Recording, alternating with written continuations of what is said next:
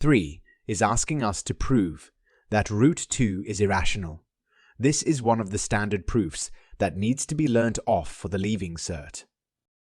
We will prove this proposition by using proof by contradiction.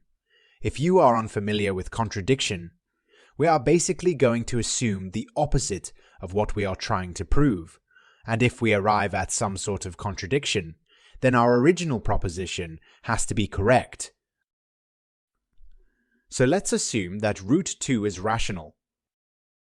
If root 2 were to be rational, then by definition, we can write it in the form of a fraction of two integers, and also the denominator and the numerator cannot share a common factor except the trivial factor, 1.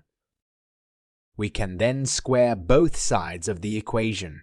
If you know your indices rules, then you know that if you raise a power to a fraction, then the power will distribute to the denominator and the numerator. We then multiply both sides by b squared. We've arrived at a very special form. The variable a has to be even, since it can be expressed as 2 times some integer c. We then square both sides of our newly found equation. We can then sub in 2 times b squared and divide by 2. D also has to be even, since it can also be expressed as 2 times some integer, which we'll call d. However, we have now arrived at a contradiction, since a and b both share a common factor of 2, which was not allowed by our original definition of rational numbers. Thus, we can conclude that root 2 is irrational. In part B, we are going to solve for t in this equation involving logarithms. We notice that we will have to change the bases of the logarithms as implied by the hint. It will be easiest to change all the logs to base 3, as all the logs are all some power of 3. We'll go ahead and use the change of base formula where needed.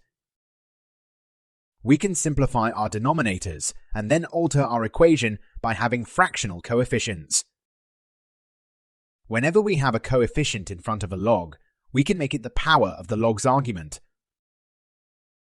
We can use our log tables to simplify the equation even more. The remainder of the question involves manipulating the equation using our indices rules. There are multiple ways of finishing off this question, but the same answer will be derived each time. Our answer also needs to be in the form of 3 to the power of some rational number.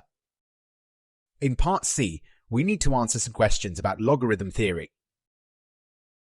We are asked to explain what log 6m means in the first part. Mathematically, a logarithm is the inverse operation of exponentiation, so log 6m is the number of times we need to raise the power of 6 to get the value of m.